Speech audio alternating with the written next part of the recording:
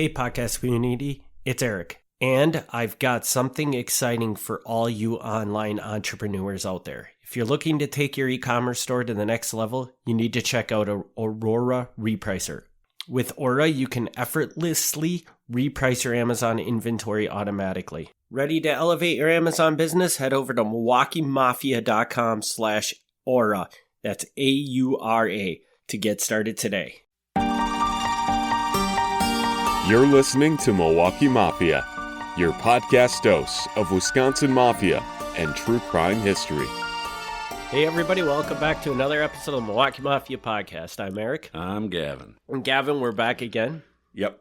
And he's got another short one for us today. I do. And I'm assuming we're still in 1965. Sort of. Sort of? Yeah. Well, we're going to jump all over.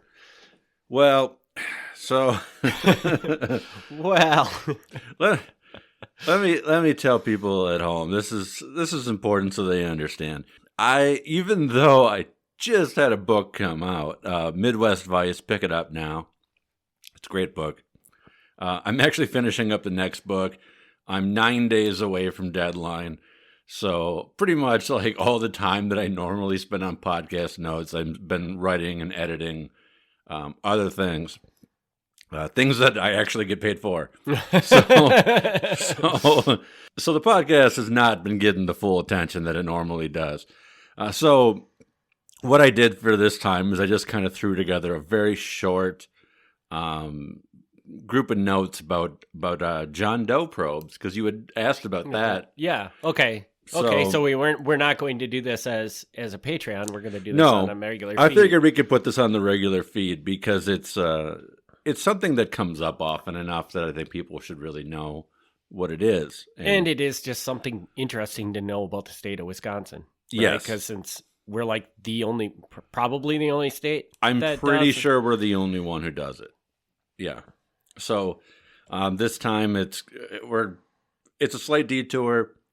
I don't know about next time. It might still be a slight detour next time. It depends. We'll see. Don't worry, we'll get back. But I just don't.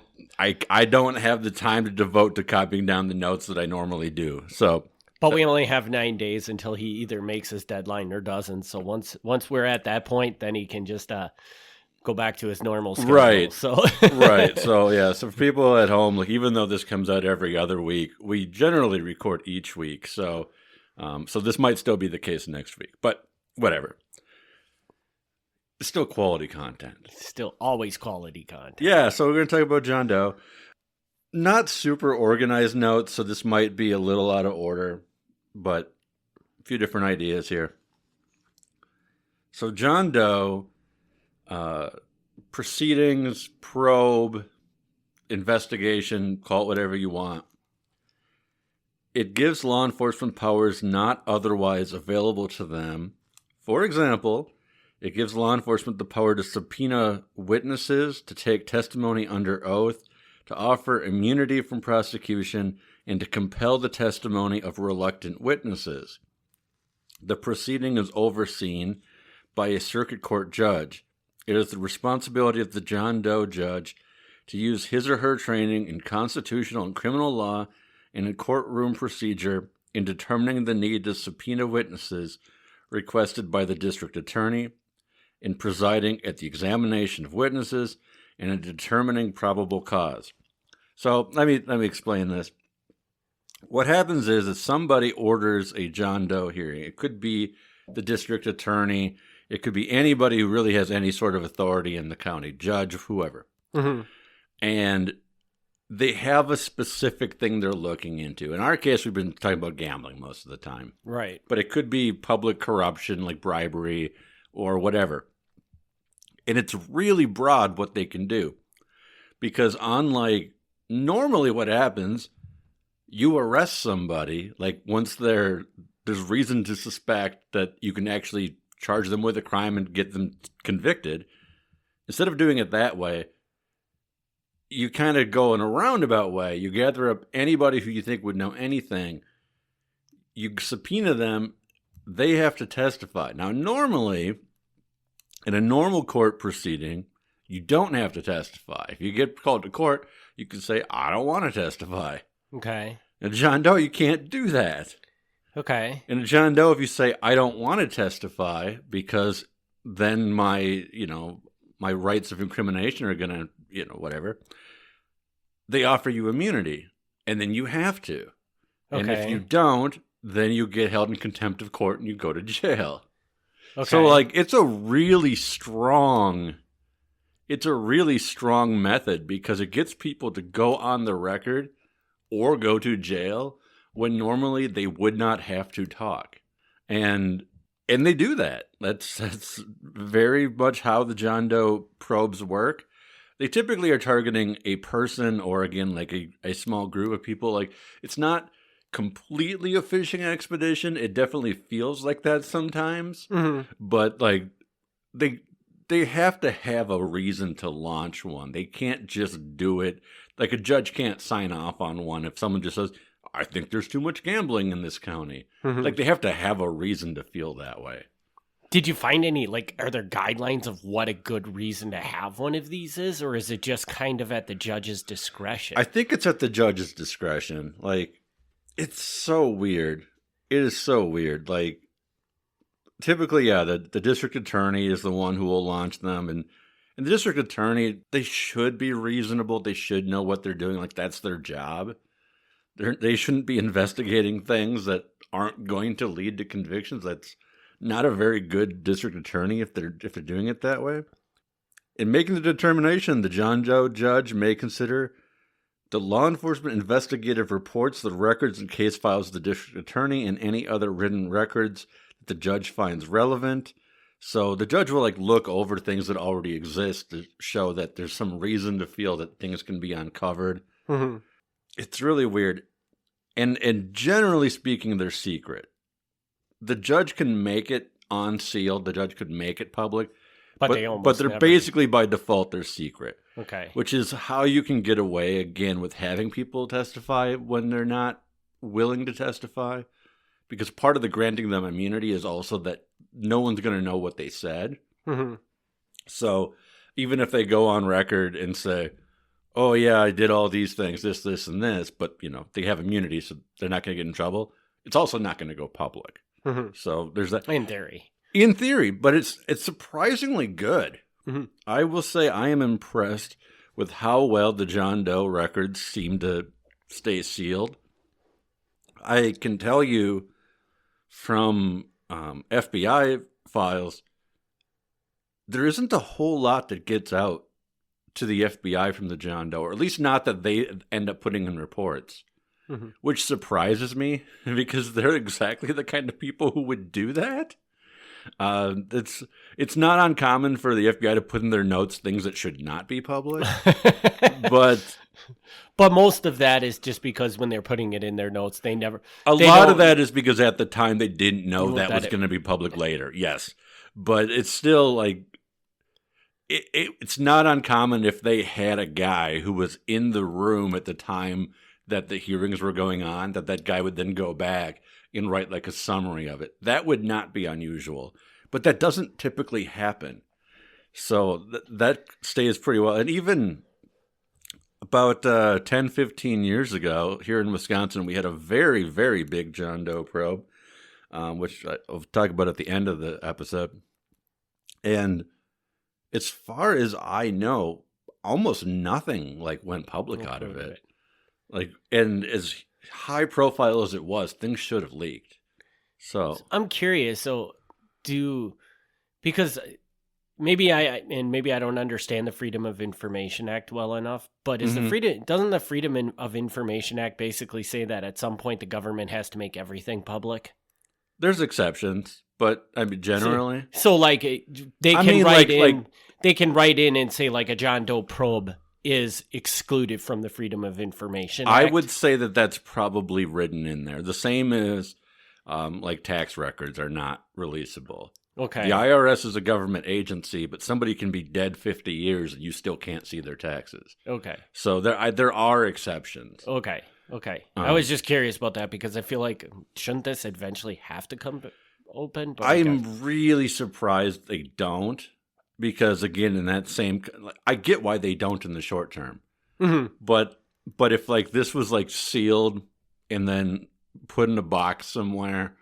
And then, 50, 75 years later, someone comes across that box in the courthouse basement. I don't know what would stop them from like releasing that. Other than the fact that it's not supposed to be. I am surprised that this seems to hold pretty strongly. Yeah, this just seems like something that shouldn't be excluded just because, I mean, I understand like keeping it bottled up for the people that have to testify, at least until like you can safely say they're dead. Because then once they're dead, if you put this information out there, it's not like they're going to go, what are they going to do? What is somebody going to do? Go retaliate against that person's family or something? Right. There's really not a whole lot of danger there. But, yeah, just because this is something that kind of like text documents are very personal and stuff like that, this isn't that. Yeah, obviously, I would love to see that sort of thing become public record at some point. Like, don't get me wrong, I'm all in favor of that. And it's probably... But it seems like the laws, I don't know the exact statute that governs that, but it seems pretty firm because this doesn't come out. Yeah, and it's a shame because, I mean, I got to imagine, like, when you're researching gambling, for instance, these probes would give you so much information you probably didn't know. Oh, I'm sure of it. Like, I would guess that 50 to 75% of what they say in secret, you can probably get from other sources. One, because I still have like FBI documents of them going around talking to people, and what their informants tell them probably isn't too different than what's being testified. And eventually, if somebody does get charged with a crime, even though the testimony itself was secret, a lot of the facts will come out in trial when they have to actually try a person. So a lot of it does come out in a roundabout way. But yeah, I guarantee there's going to be extra pieces that just don't get released because they have to cover somebody. And we've seen on this podcast where there's just certain people that if you put them in front of a microphone, they just start talking like, and they'll tell you their whole life story. And it's just whether it's true or not, it's like a huge amount of data that you're getting your hands on. Yeah, absolutely. Absolutely. Yeah. So another thing is, okay, so if you are called before a John Doe proceeding, if you are subpoenaed and you have to go in, you can bring a lawyer with you.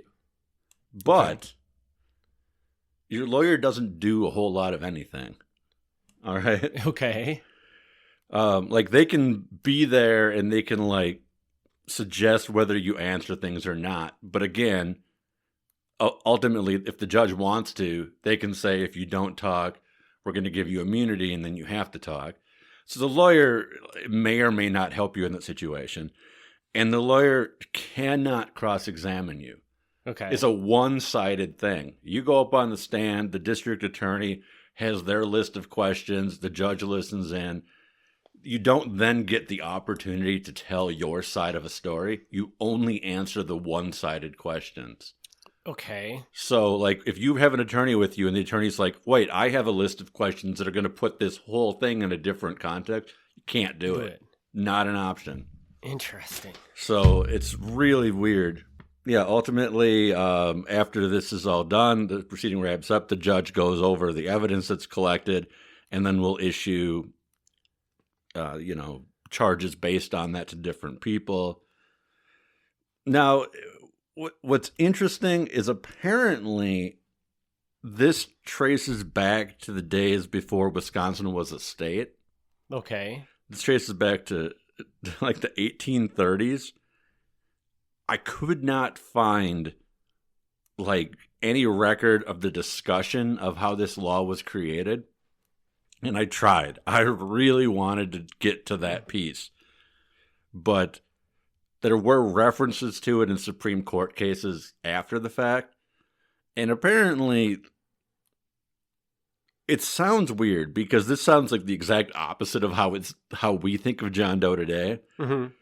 But the reason it's called John Doe, because people, I'm sure, are familiar with the term John Doe as in like when you don't know somebody's name. Mm-hmm. The reason it was called that is because it was supposed to protect people from frivolous lawsuits and frivolous criminal charges. So instead of you getting arrested or sued for something and then you're ultimately found not guilty, but your name's already out there and smeared and stuff. They thought this was a good way to protect you on that because they couldn't tell people publicly that you were a target. Okay. So this investigation would all happen, and then if you didn't get charged, nobody ever knew that you were being investigated. But that's not what it's used for these days, right? Well, it is, except for the fact that I think we pretty much can always figure out what the target is. Mm. So that's the thing. But I mean, you can figure out what the target is as far as, you know, what they're going after, but not necessarily who they're going. But I guess you could probably knock it down to like 3 people. Sometimes you can figure out specifically who it is. But yeah, it's... So I read that, and I thought that was really weird. And, like, I get it. And I think that made sense at the time. But it's weird now. And part of that is, like, the whole change in media as well.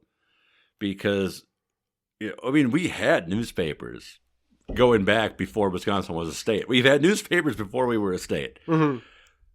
But they weren't doing the kind of investigative journalism that they have done, you know, that we're familiar with. Right. So they weren't like lingering around courthouses being like, ooh, who's going in to testify today? Like that wasn't a thing. So I think like once like media's kind of changed about how they investigate crime and corruption, the John Doe took on a different angle. And not necessarily even because the John Doe changed, but the fact that we became more aware that these were going on. Mm-hmm.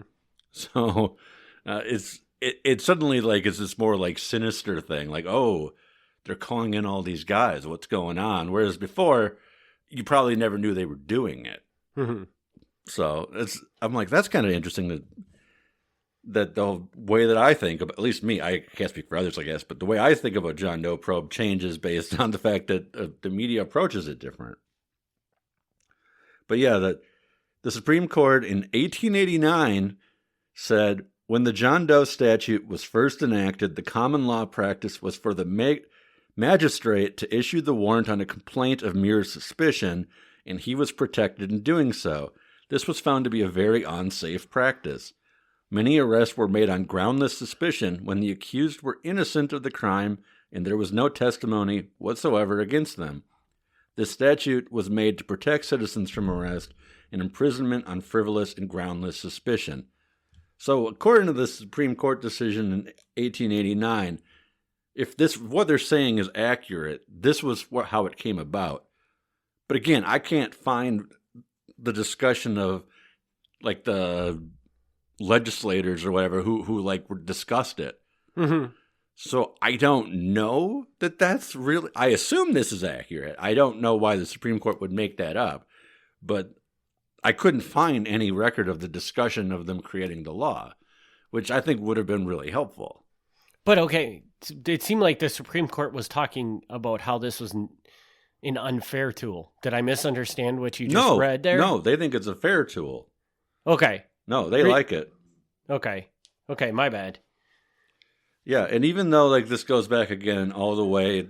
And now, is this the federal Supreme Court or Wisconsin? Wisconsin Supreme Court. Okay. Wisconsin Supreme Court. Federal Supreme Court has not really touched it.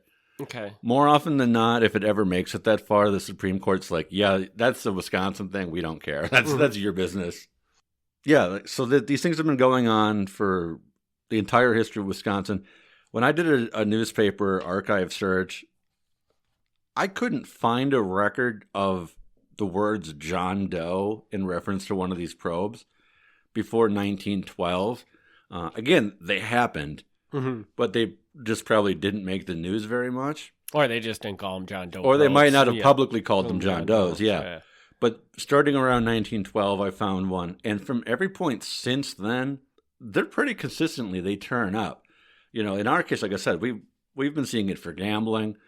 But I found some where there were like murder investigations and they didn't know who the murderer was, but they had suspicions, so they called in a variety of people to testify in secret to try to get more information on who had killed a specific person. So they've used these for a variety of reasons. Mm-hmm. So they do definitely have value. When you look at it over time, do you see that they've gone down, though, correct? They're used less? Yeah. I think they're used less. Which is interesting. Yeah, I would say that again, this is just based on what's reported, so I couldn't give you exact numbers. But it does seem more like they kind of peaked in the 60s and 70s and then have gone down since. I wonder why that would be. I wonder if it's just that since then technology has gotten so much better where they're just not necessary. But I mean, I don't know. It's so weird because, I mean, I don't know. What is your stand? Like, I feel like this concept, and especially since nobody else really that we know of uses these, this seems like a far-reaching overstep of our rights. It definitely can feel that way, I think. Like other states have the grand jury process, which is a similar process, but I think the Wisconsin process goes beyond that. Mm-hmm. I think and I'm not familiar specifically with how different states do grand juries, but my understanding, which is limited, is that they're a lot more public and they're a lot more, they already kind of know what they're doing when they've reached that stage. Mm-hmm. Whereas the Wisconsin version does feel like a fishing expedition, at least when you're on the outside of it. Mm-hmm. I don't know, again, I don't know what happens inside, but from reading about them in the newspaper, it looks like sometimes they'll just be like, oh, this person might know something, let's call them in. And then they've got almost limitless power to get them to talk. Mm-hmm. Like, that seems really questionable.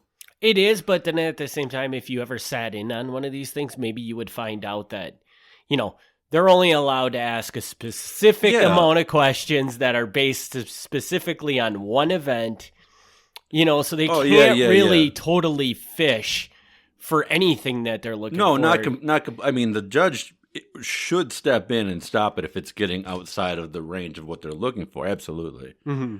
So there is that. So it may be not even that bad. It's just kind of because we don't actually know what goes on in the courtroom, why it feels dirty to me, I guess. Because to me, it feels like a dirty thing. It does kind of, yeah. And people have challenged it to the state Supreme Court a number of times.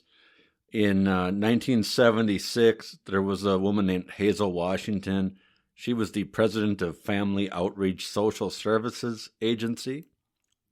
We'll call it Family Outreach. She was served with a subpoena that was signed by the judge, and it said that not only did she have to testify, but she had to turn over documents belonging to Family Outreach to the John Doe proceeding that Judge Burns was overseeing. She refused to do so. She said, I'm not going to turn over these documents. Some of these are very private documents. When she didn't, the judge found her in contempt of court, and she had to go to jail. So she then appealed and went to the state Supreme Court, and the state Supreme Court completely backed the judge, said the judge had the complete authority to get her to testify and to request the documents. So the state Supreme Court has been pretty consistent in giving the full power to the judge on how they want to handle these things. That's just so interesting. God, I would love to experience one. Yeah. Maybe I wouldn't. I'd like to witness it from a bystander, not actually be one of the people. Yeah. In the following year, 1977, a Supreme Court case was about whether or not somebody had to be told that they were a target of the investigation, and they don't.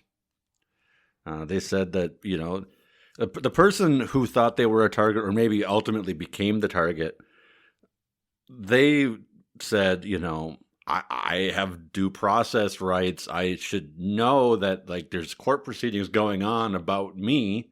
Mm-hmm. And the state Supreme Court said, nope. Wow. Okay. This is just a weird law, man. Yeah. I mean, and I guess neither of us is probably qualified enough to really say if it is weird, because maybe this is just the way every law works. But this I think it is super weird. Again, as somebody who loves when information goes public for research purposes, I'm all for it. I think this is great.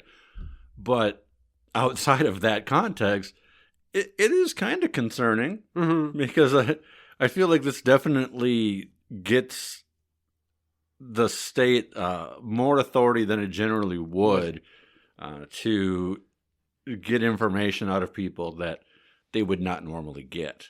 And the other thing about it, did you stumble upon anything like why only Wisconsin? That's the one thing that is so weird to me. I don't know. Did all the colonies employ this, and they all just realized that maybe this isn't the best way to do this and got rid of it before they started making laws, and somehow it just hung around in Wisconsin and nobody's ever really gotten rid of it? I don't know. I don't think so. I think this is Wisconsin specific. I think other states went the grand jury route, which again is similar, but it's a more public variation of it, because that's pretty common. I think most states have grand juries, and they're all probably done different, and some of them I'm sure there's variations from skirt state closer to to John Doe law, the John Doe law, and some skirt closer to being way more public. I'm not a lawyer, and I definitely can't speak to 50 different variations and how things work. I can't do next that. episode. But yeah, it's. I think the John Doe is Wisconsin specific. They're the only one that has it currently. I think they're the only one who ever did. And yeah, it's a very powerful tool.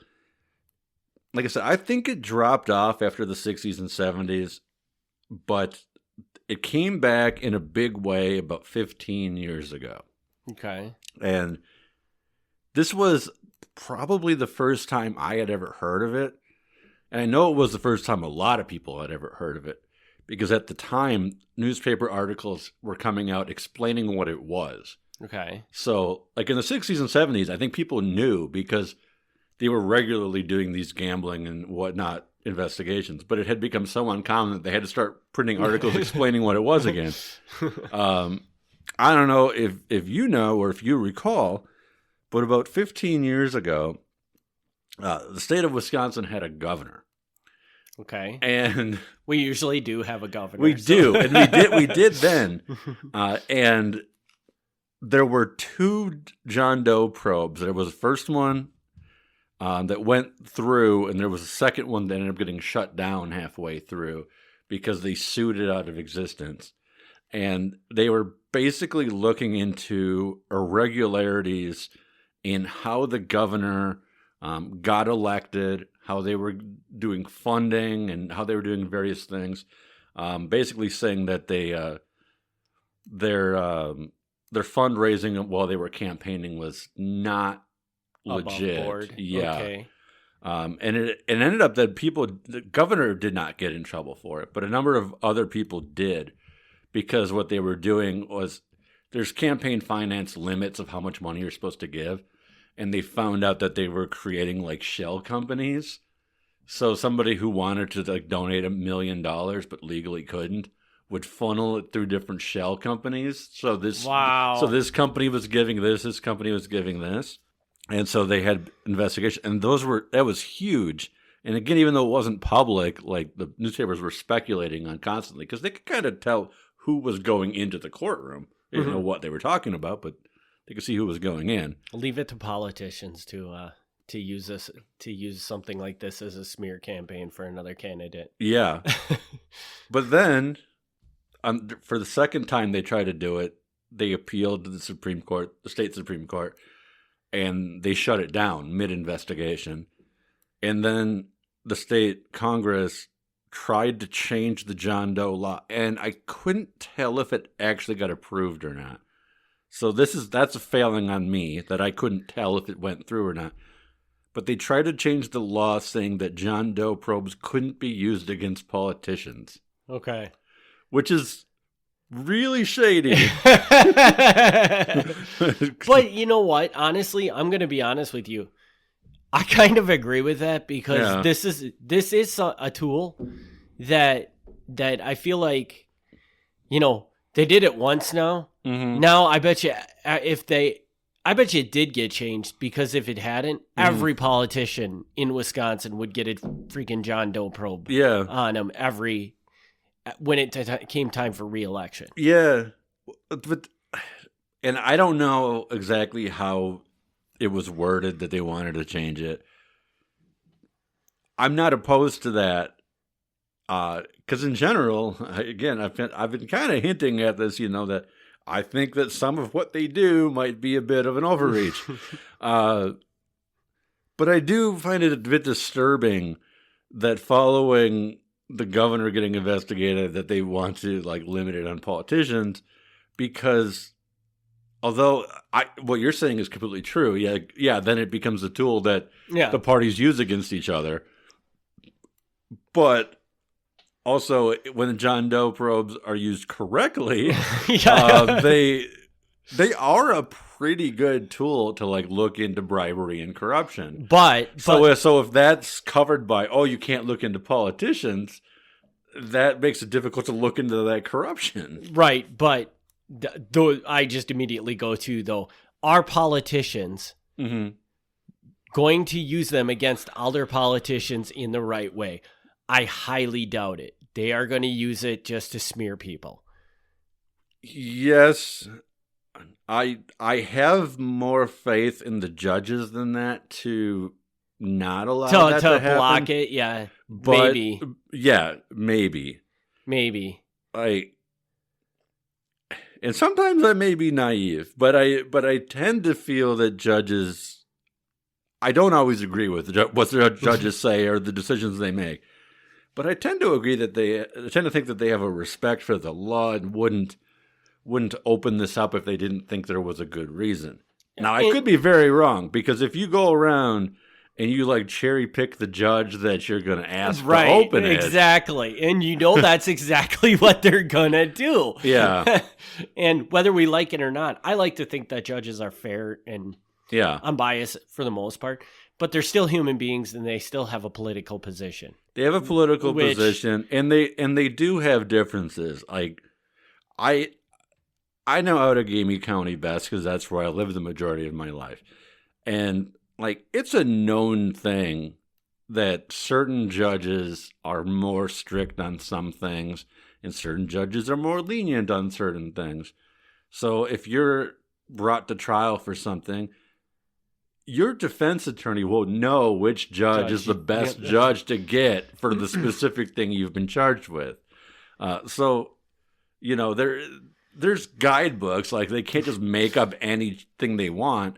But, they are human beings, and they have personal biases. And it's unavoidable. And it seems like politicians have a lot of ability to exploit those, those shortcomings of people and get what they want out of it. So, yeah. And it was a huge contention.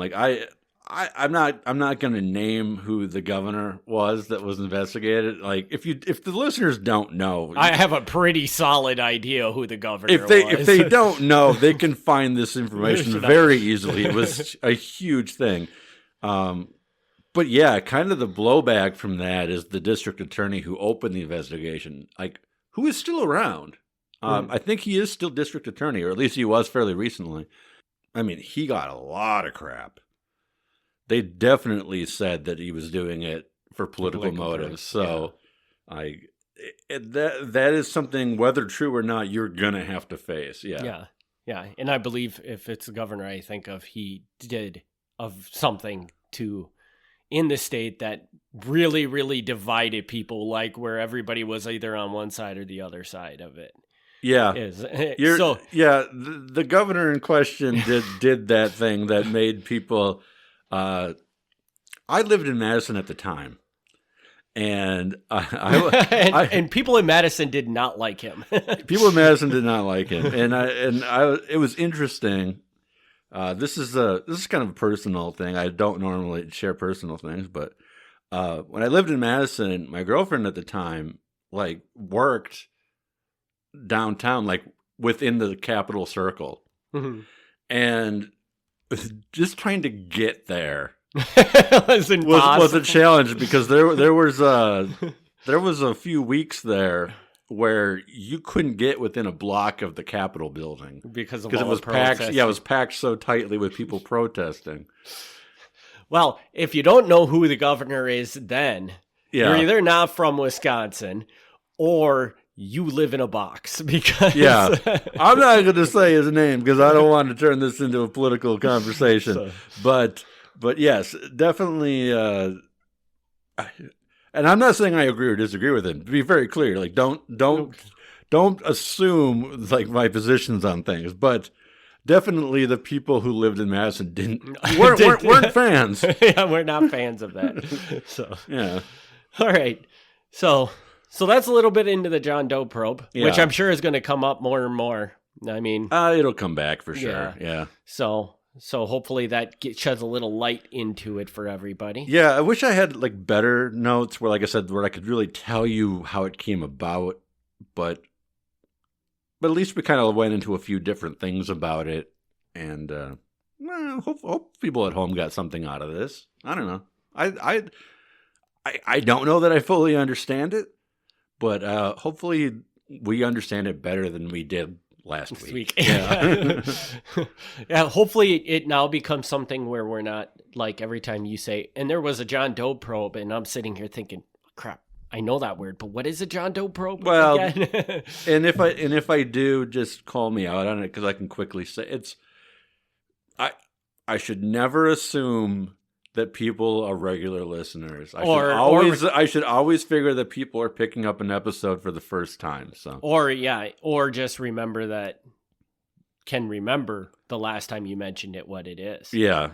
Because I don't know if I told you this, but just so you know, I think the last episode we dropped was episode 100 of this podcast. Was it? Yeah. You didn't tell me. Yeah. We didn't do anything. What should we have done? I don't know. If I would have known that, I would have done something. I didn't know that until I published it. So, so this is episode 101 of the Milwaukee Mafia podcast. So I feel like we wasted episode 100, but that's okay. That's all right. There's always episode 200. Yeah, we'll get to 200. So, all right, with that, we can wrap this episode up unless you got anything else you want to talk about? Or no, that's it. I would say next time it will. I don't know. It'll either be something completely random or it's going to be about an abortion doctor. So hey, 50-50. You can get completely random or you can get an abortion doctor. Like win-win, right? Awesome. So we want to thank everybody for their continued support. We do have a Patreon. You can check that out at patreon.com/Milwaukee Mafia or go to MilwaukeeMafia.com. And Gavin, where can everybody reach out to you? They can reach out at MilwaukeeMafia@gmail.com. Feel free to do it. Email's actually been slow. So it comes in waves. Sometimes I get a few and sometimes I don't get any for a while. So right now it's slow. Send some emails my way. Awesome. All right, then we'll be back next week with the Patreon episode and 2 weeks with a regular Mafia episode. Thank you, everybody, for tuning in. We'll see you on the next one. Thanks for tuning in to the Milwaukee Mafia podcast. Join us next time for another look back at Wisconsin Mafia and true crime history.